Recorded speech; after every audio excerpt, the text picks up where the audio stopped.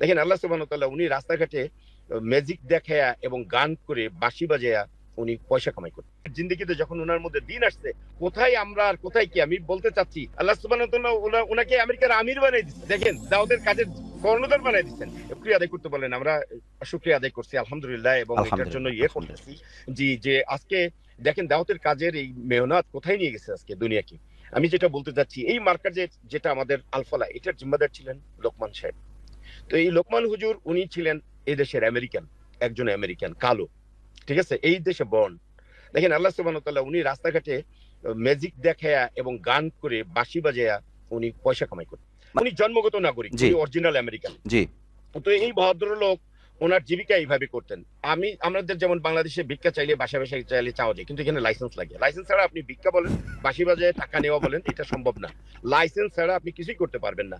That means আপনি বাঁশি বাজায় নিবেন, আপনাকে একটা কাজ দিয়ে মানুষকে খুশি করে নিতে হবে। তো লোকমান সাহেব এই কাজটা করতেন। আল্লাহ সুবহানাহু ওয়া তাআলা পাকিস্তানের এক জামাত এই মাটিতে পাঠাইছে সে কত আগে। আর এই পাকিস্তান জামাতের দাওয়াতে আল্লাহ সুবহানাহু ওয়া তাআলা এই হযরতকে দ্বীনের দাওয়াত দিছে। আর উনি বংশীবাদক ম্যাজিশিয়ান থেকে হয়ে গেছেন একজন সাধারণ তাবলীগওয়ালা। আর এই সাধারণ তাবলীগওয়ালা হয়ে পাকিস্তানিদের সাথে সময় লাগাইছে, লম্বা সময় পাকিস্তানে। আর আল্লাহ সুবহানাহু ওয়া তাআলা উনাকে দিয়ে কাজ নিছেন, এটা আল্লাহর ইচ্ছা। দেখেন এই মানুষটা সারা দুনিয়াতে, এবং উনি একটা আলিম কোর্স শেষ করছেন। ওনার জিন্দেগিতে যখন ওনার মধ্যে দিন আসছে, কোথায় আমরা আর কোথায় কি, আমি বলতে চাচ্ছি যে এই আল্লাহ সুবহানাহু ওয়া তাআলা পছন্দ করলে কোথায় চলে যাই। আমরা আমেরিকাতে আসছি কাজের জন্য বা এরকম ভিসা নিয়ে। আল্লাহ আমাদের উদ্দেশ্য ইন্টেনশন ছিল ব্যাড কামের জন্য আসছি। দেখেন আজকে আল্লাহ সুবহানাহু ওয়া তাআলা এই ভদ্রলোককে আমেরিকার মাটি থেকে নিয়ে গেছেন পাকিস্তান, বাংলাদেশ, ইন্ডিয়া, এই যে আইপিবি ৩ দেশে উনি সফর করছেন। আল্লাহ সুবহানাহু ওয়া তাআলা ওনাকে আলিম বানায় নিয়ে আসছেন।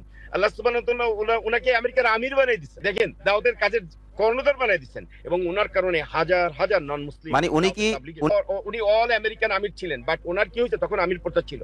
এরপরে যেহেতু আর আমির প্রথা আমাদের বিভিন্ন কারণে উঠে গেছে, দেন ওনার মৃত্যুর পরে আমাদের আর কোনো আমির নাই বা কোনো কিছু হয়নি, তখন উনি মারা গেছেন। তো আমি যেটা বলতে চাচ্ছি যে লোকমান সাহেবের অনুসারী হিসেবে আমরা ওই আলফালা দাবিদার হতে পারতাম, কিন্তু আমরা হই নাই। তো আমাদের ওইটা না, দাবিদার না, আমাদের মুরব্বীরা বলছে এবং ওইটার কাগজ আছে তাদের কাছে, আমরা চলে গেছি। এখন আমি জাস্ট আপনাকে এইটা জানানোর উদ্দেশ্যটা হচ্ছে যে আজকে আমরা যে অবস্থায় আছি, দেশে অস্থিতিশীল একটা অবস্থার মধ্যে আছি দেশে, আপনি জানেন।